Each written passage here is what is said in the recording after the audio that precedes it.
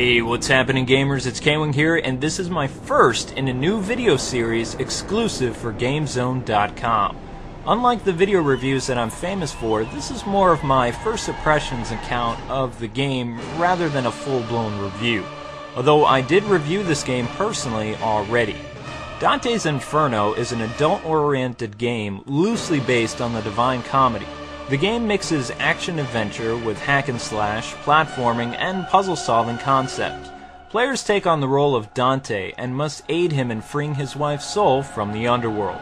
Right at the beginning of the game, players are introduced to the hack-and-slash combat. Dante must survive wave after wave of insurgents, and your survival actually feels more based on button mashing than anything else. At least, the developers are being very clever in hiding the boring tutorial levels that we see in modern gaming. Aside from the repetitiveness of this onslaught, it was pretty thrilling and exciting to just hack these guys. I found myself getting into it quite a bit, and within minutes I was carving up the enemy with ease. Well, before players can pat themselves on the back, Dante gets assassinated and encounters his first boss fight, this time with Death himself. Everlasting damnation for your sins. Instead of just pointless beat-em-up action, players must learn to actually block Death's attacks, or, well, die. Which actually, this fight is another part of the How to Play Dante's Inferno section. But with the design for this fight and the tense music, it made this boss fight actually one of my personal favorites.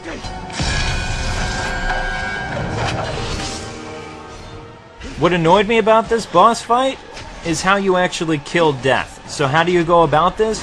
Well, you go about this with the annoying timed button garbage that we've seen so much. And to be quite frank, I was getting pretty tired of this gameplay mechanic. I wasn't thrilled to see Capcom using it in Dark Void, and now I'm annoyed that EA Games is doing something similar. Why companies need to rely on continuing to milk Shenmue is beyond me. Anyway, after chasing your wife's soul, the devil snatches her soul, and diving into hell we go! The imagery of hell in this game at times can really mess with your head, trust me. I mean, there is some pretty disturbing stuff here, and it just barely made an M rating for sure. Since most of this stuff is based after the Divine Comedy, I'm still amazed that a poem this shocking could have a game made this graphic. Dante's Inferno runs at 60 frames a second and is one of the most terrifying design games that I have ever played. Each part of hell has its own color scheme too, which gets more frightening and nauseating as the player progresses deeper and deeper into it. Another aspect of this game that scared the crap out of me was the music and sound effects. Oh my goodness. In different parts of Tartarus, you will hear screaming, moaning, gnashing of teeth, and people begging for forgiveness of their sins. On top of that, you have these bone-chilling monster screams and growls. All the while, the game is pumping out this incredibly tense music. It just really started to mess with my psyche, you know? Wow. Just about everything documented from the book is shown in this game, with the exceptions to the false prophets with their heads on backwards and sodomites walking on the burning sands. However, everything else, like it or not, has made it into this game. All thanks to Wayne Barlow's version of hell, forever etched in my brain. Thanks, Wayne! Personally, I was a little upset by all the nudity, sensual scenes, unbaptized babies, and still baffled how this game managed an M rating. Still, what was the most aggravating to me was the challenges themselves. See, near the end of the game, players must face 10 different survival missions, chosen by Lucifer's bride. My major fault with this is two categories. One, the background designs for each of these levels don't really change. The only thing that does is how Dante gets to his destination, and the statues change poses. The second problem is the challenges get too repetitive and incredibly difficult, especially when getting to the no blocking, last in the air for 8 seconds, and kill all the enemies using only one move. So yeah, needless to say, I got pretty aggravated.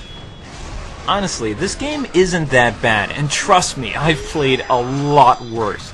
Yet I still see a lot of people calling this game a God of War knockoff, and I, for one, am tired of it. God of War cloned great games like Prince of Persia: Sands of Time. Do we see Prince of Persia fans spamming God of War form sites? I don't think so. I did notice that the gameplay was oddly familiar to a lot of hack and slash games I've played in the previous year, but Dante's Inferno does have some cool original stuff at the same time. One of the most intriguing elements of EA's latest thrill ride is the judging the damned part, which players can actually choose to punish the sinners or absolve them, which acts as a minigame of gathering souls, and it was pretty fun. The reason this is important is because it will unlock either more unholy or holy powers for Dante. Unholy powers gives you more melee attacks with your Reaper Scythe and longer combos for Dante to do, while the holy powers act more for long-ranged cross attacks and defensive abilities like dragging enemies closer to you or making yourself invincible for a limited time with the divine armor. I also have found that players can go through the game button mashing their way to victory or learning combos. That is epic, and it shows how versatile the gameplay is. Looking back on this game now, yeah, it has its shortcomings, but what game doesn't? Does it make it any less fun to play? Absolutely not.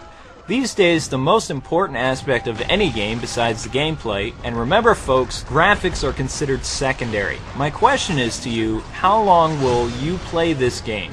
For me, that always comes down to how much this game has to offer replay-wise. And Dante's Inferno does offer a resurrection mode, and this is perfect for eager fans to level up both of Dante's abilities, collect all the relics, and find the 30 pieces of silver. I'm kind of torn between what this game is and what it could have been, but other than the stuff I mentioned, this was a really fun game to play, and even though I've had nightmares because of it, EA brought the first part of this great work of literature to life. Okay, that wraps up my impressions of Dante's Inferno. Keep it here on GameZone.com for more of my videos, and don't forget to check out the rest of our site for awesome content that you won't find anywhere else.